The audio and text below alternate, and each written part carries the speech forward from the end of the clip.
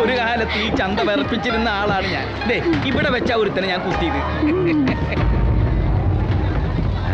ഒറ്റ ചവിട്ടിന് ഒരുത്തന്റെ അവിടെ പോയി വീണു. പിന്നെ ഇവിടുന്ന് കുറെ ആളുകൾ എന്റെ അങ്ങോട്ട് രാജാ ഇസഹാക്കിന്റെ അപ്പം വേളാങ്കണ്ണി അല്ലയോടാ അത്? ആ ശരിയാ, അരപ്പിന് ലൂസില് ഒറ്റയ്ക്ക് വർത്താനവും പറഞ്ഞിട്ടാ വരവ്. ഇതൊരവസര. ഇസഹാക്കിനുള്ള വക ഇയാൾക്ക് തന്നെ അങ്ങ് കൊടുത്താലോ? അത് ഞാൻ ഏറ്റു. അത് അയ്യോ, തട്ടടാ മോനെ. അവിടം വരെ പോയത് ഓർമ്മയില്ല.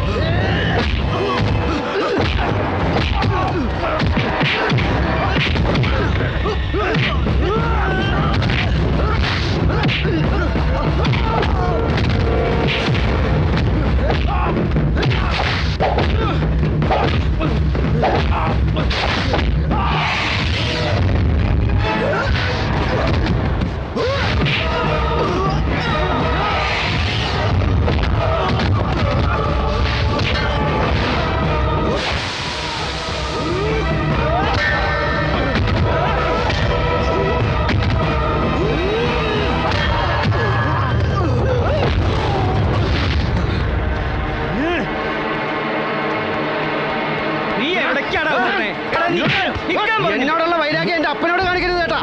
6 വർഷത്തിന് മുമ്പ് ചന്ദന് എന്താ പറ്റിയെന്ന് ഓർമ്മയുണ്ടല്ലോ? എടുത്തുചാട്ടത്തിലുള്ള ശിക്ഷ 6 അടി മണ്ണിൽ ആളെ പുതപ്പിച്ച് കിടത്തി. ഇനിയുള്ള പ്രതാപന പട്ടാളം വിട്ടാവൻ പറഞ്ഞതിന് മുമ്പ് എല്ലാം അവസാനിപ്പിച്ച് കോരിത്തരിപ്പിക്കാനാണ് ഉദ്ദേശം. ഇല്ലടാ ഇസഹാക്കേ, ഇല്ല. അങ്ങനെ എല്ലാം അവസാനിപ്പിക്കാനല്ല ഞങ്ങളുടെ ഉദ്ദേശം. നീ ചന്ദ്രന്റെ പ്രാണനെടുത്ത ഇവിടുത്തെ കടാലിൽ തന്നെ നിന്റെയും ചോര പ്രതാപം വീട്ടും. അതിന് കാരണക്കാരായ ചിലരൊക്കെ ജയിലിൽ നിന്ന് പുറത്തിറങ്ങട്ടെ എന്ന് വിചാരിച്ചിട്ടാ അവൻ പിന്നെ ഫുട്ബോൾ കളിച്ചെടുക്കാൻ ഇവിടെ വിട്ടിരിക്കുന്നത്. ഫസ്റ്റ് എന്നാ ഞാൻ കുറെ കളിച്ചിരിച്ചു കഴിഞ്ഞിട്ട് ചോരയെടുക്കാൻ കോരി തരിച്ചോണ്ട് മുന്നിൽ വന്ന് നിന്നോളാം. പിള്ളച്ചൻ പോവിട് പോവിട് പോക്ക. അവനല്ലടാ ഞാനാ. കൊന്നുകളെ ഞാൻ. എങ്ങനെയുണ്ട് എന്റെ ചവിട്ട്? നന്നായിട്ടില്ലേ?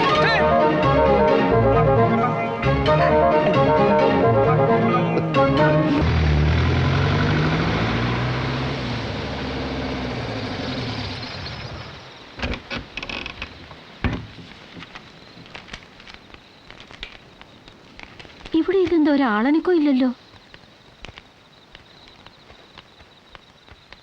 ആ പെണ്ണിവിടെ ഇല്ലേ?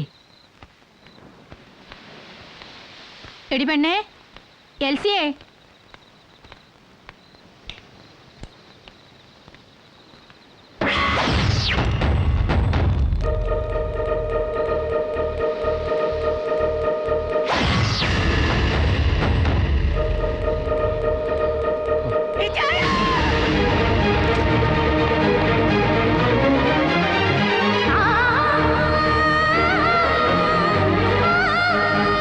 എന്താ മോളെ, ആരാ നിന്നെ ഉപദ്രവിച്ചത്?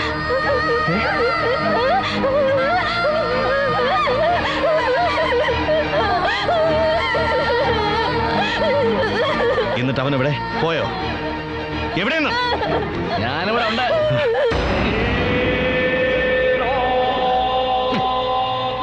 ഇവിടുത്തെ അലമാരിൽ നിന്ന് പൂക്കുന്ന കാശ് കുറച്ചെടുക്കാൻ വന്നതാ. അപ്പോഴാണ് അവളെന്നെ കയറി തടുക്കാൻ വന്നിരിക്കുന്നത്.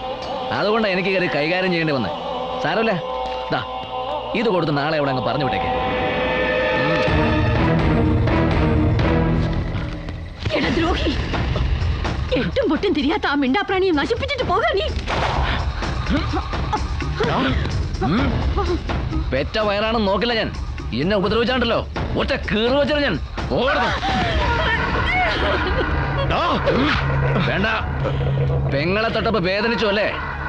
എന്നാൽ ഓർത്തോ, ഇത്തവണ കത്തി കഴുത്ത് വരെ വന്നുള്ളൂ. ഇനി കേറ്റാൻ പോകുന്ന നെഞ്ചിലാ, നെഞ്ചില്.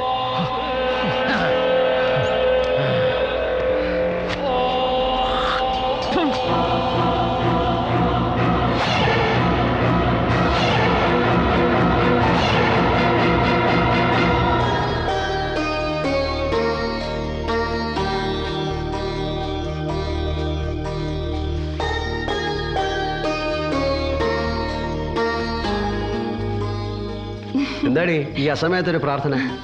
പ്രാർത്ഥിക്കാൻ എല്ലാവർക്കും ഓരോ കാരണമില്ലേ ചായ? ആ, പിള്ളാച്ചനോട് ഞാൻ പറയുന്നുണ്ട്, ഈ കരയെന്ന് ഒരുത്തിനെ പിടിച്ച് നിന്നെ കെട്ടിച്ചു വിടാൻ.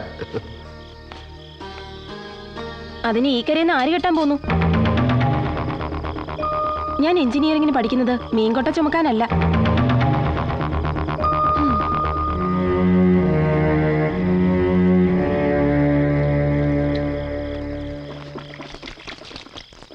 ആ നീ ചോരതൊന്നും എണീറ്റായിരുന്നോ? സ്വന്തം വീട്ടില് വെപ്പും കുടിയൊന്നും ഇല്ലാത്തോണ്ട് കടയപ്പം തിന്നലാണല്ല നിന്റെ നിത്യ സ്വഭാവം. അതുകൊണ്ടായിരിക്കും ഉണ്ണിപ്പിള്ളയുടെ വീട്ടിലെ ചോറിന് നിനക്കിപ്പോ രുചിയില്ലാണ്ടായത്. നിങ്ങൾ അങ്ങനെ എഴുതാപ്പുറമൊന്നും വായിക്കണ്ട ഏട്ടാ.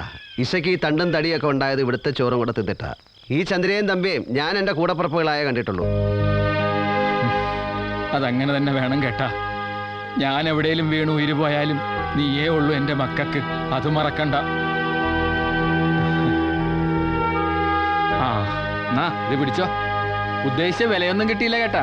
വലിയ കൈനഷ്ടമില്ലെന്ന് പറഞ്ഞാ മതി. നമ്മുടെ വൃദ്ധസദനത്തിലെ വയസ്സം പിള്ളേർക്ക് നാളെ നല്ലൊരു സദ്യ ഉണ്ടാക്കി കൊടുക്കുക. പായസം 2 എണ്ണം വേണം കേട്ടാ. പഴവും പപ്പടവും ചക്കര വരട്ടി എല്ലാം കൂടെ നല്ലൊരു നായരുടെ സദ്യ ഉണ്ടതുപോലെ ആയിക്കോട്ടെ. പോട്ടാ, ഒരു അടിച്ചുപൊളിയുണ്ട്.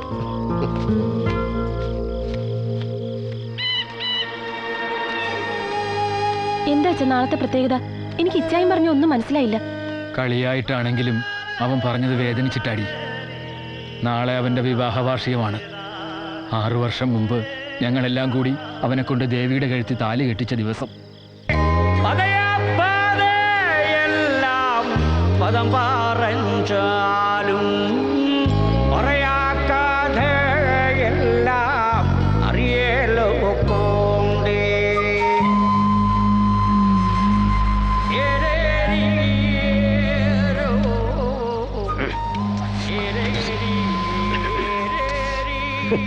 എന്താണ് പിള്ളേ ഉറങ്ങിയ?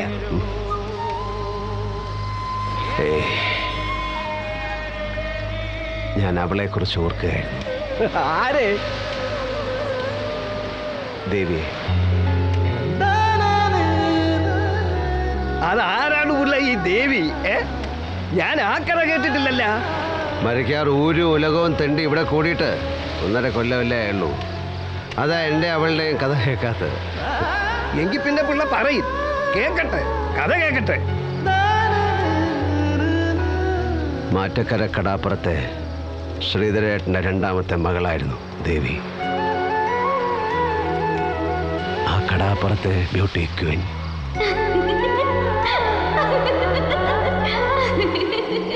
അവളെ എനിക്ക് തരണമെന്നായിരുന്നു ശ്രീധരേട്ടന്. പക്ഷെ തെമ്മാടിയായ മൂത്ത മകൻ ചന്ദ്രനും അവളെ കെട്ടാൻ കൊതിച്ച് നടന്ന പ്രതാപനും എനിക്കെതിരായിരുന്നു.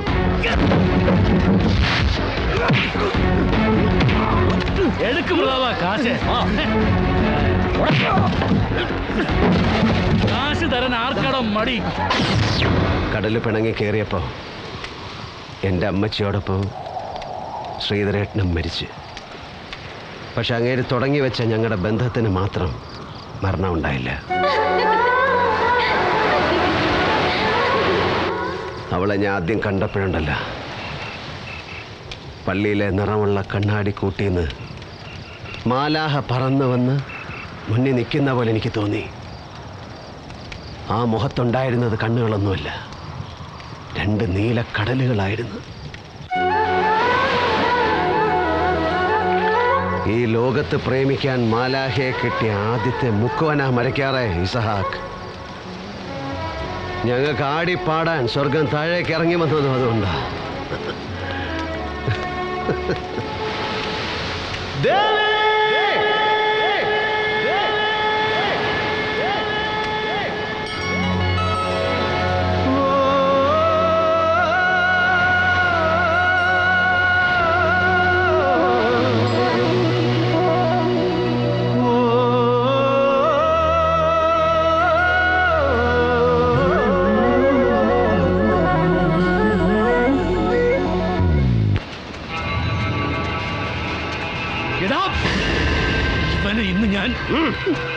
ഇത് മോശമാണ് ഇസാക്കെ. ദേവി ചന്ദ്രന്റെ പെങ്ങളാന്ന് നിനക്കറിയാവില്ല. കൂട്ടത്തിൽ എന്റെ അനന്തരവും രാജന് ഇവളുടെ ചേച്ചി ഉഷയെ കല്യാണം കഴിച്ചു. പട്ടാളത്തിൽ പോകും മുമ്പ് ഈ പ്രതാപനുമായിട്ട് ഇവളുടെ കല്യാണ നിശ്ചയവും ഞങ്ങൾ കഴിച്ചിരിക്കുകയാണ്. ഇനിയും നീ പെണ്ണിനെ കൊണ്ട് കറങ്ങുന്നത് തെമ്മാടിത്തരവാ.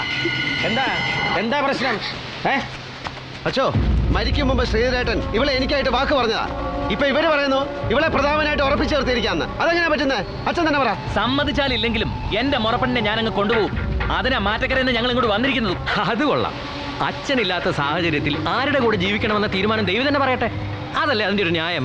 ആ ന്യായം അങ്ങ് പള്ളിയിൽ പോയി പറഞ്ഞാൽ മതി. ഞങ്ങളുടെ കുടുംബത്തിൽ നിന്ന് ആരും നസ്രാണികളെ കല്യാണം കഴിച്ചിട്ടില്ല കേട്ടാ. വാടി ഇങ്ങോട്ട്.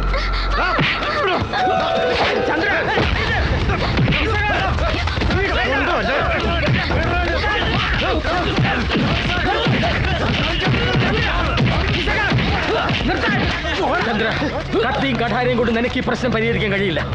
ശ്രീധരൻ മരിച്ചുപോയ സ്ഥിതിക്ക് ദേവിയുടെ അമ്മയുടെ ഒരു വാക്ക് ചോദിക്കാൻ നാളെ ഞങ്ങൾ ആ വീട്ടിൽ വരും. അവരെതിർക്കുകയാണെങ്കിൽ ഈ ബന്ധത്തിൽ ഞാൻ ഇവനെ പിന്മാറ്റിക്കൊള്ളാം. ദേവി, ഇതാ വിളിച്ചോണ്ട് പോക്കോ. ഇന്നൊരു രാത്രി മാത്രമേ ഇവളവിടെ നിൽക്കൂ. അത് കഴിഞ്ഞു അവളവിടെ നിൽക്കും കത്തനാരെ. എന്തിനാണെന്നാ? എന്റെ കൊച്ചിനെ വയറ്റി ചുമക്കാനായിട്ട്. അത് കഴിഞ്ഞിട്ട് വേണമെങ്കിൽ ഇസഹാക്ക് എടുത്തോട്ടെ, എനിക്ക് സമ്മതമാ.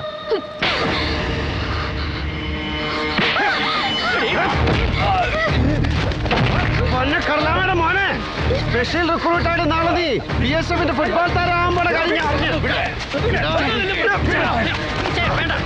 മത്സരക്കളിയിൽ എന്നെ ഇടങ്കാലിട്ട് വീഴ്ത്തി ചതിച്ച നീ സ്ഥാനം നേടിയത്. നിന്റെ വയറ്റിപ്പഴപ്പായതുകൊണ്ട് ഞാൻ വിട്ടതാണ് കേട്ടാ. പക്ഷെ ദേവിയുടെ കാര്യത്തിൽ നീ ഇടങ്കോളിടാമെന്ന നിന്നാണ് പ്രധാന നിന്റെ പേപ്പിനെ മുട്ടിക്ക്. മതി തോന്നിയാസം. ഞാൻ പറഞ്ഞില്ലേ, നാളെ ഇവളുടെ അമ്മയെ കണ്ടിട്ട് കാര്യങ്ങൾ തീരുമാനിക്കാം. അതിനിപ്പോ അമ്മ തീരുമാനിക്കാനൊന്നുമില്ല. ചന്ദ്രന്റെ പെങ്ങളാണെങ്കിൽ ദേവി പ്രതാപനുള്ളതാ. ഈ കല്യാണം ഞാൻ നടത്തും. വാടി ഇങ്ങോട്ട്. നിക്കവിടെ. നീ ആരടി തിരിഞ്ഞു നോക്കുന്നത്? നടക്കണേ അങ്ങോട്ട്.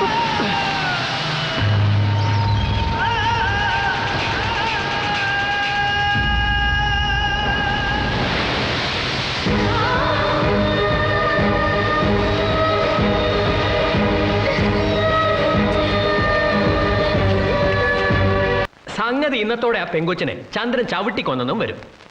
പ്രതാപം പട്ടാളത്തിൽ പോകുമ്പോൾ ചിലപ്പോ ആ ദേവിയെ കൂടെ കൊണ്ടുപോയെന്നും ഇരിക്കും. ദേ, എന്റെ അഭിപ്രായത്തില് നാളെ തന്നെ ഇവരെ രണ്ടുപേരെയും കൂടി രജിസ്റ്റർ ഓഫീസിൽ കൊണ്ടുപോയി ഓരോ ഒപ്പിടിക്കുന്നതാണ് ബുദ്ധി കേട്ടാ.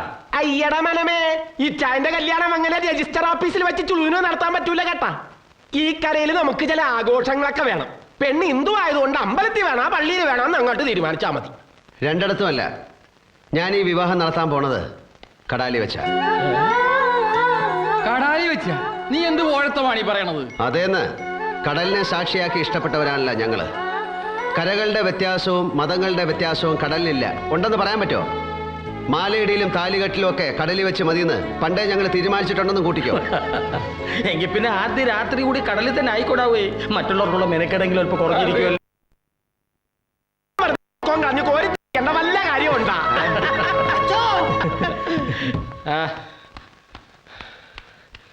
ഇസഹാക്കിനെ അന്വേഷിച്ച കൊച്ചു വന്നിരിക്കുകയാണ്. കൊച്ചോ? അതെ, ദേവി.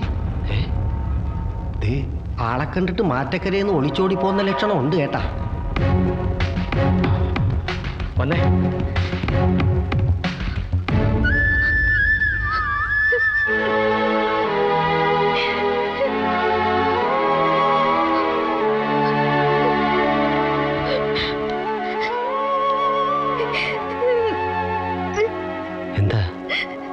ചന്ദ്രൻ തന്നെ ഉപദ്രവിച്ചല്ലേ?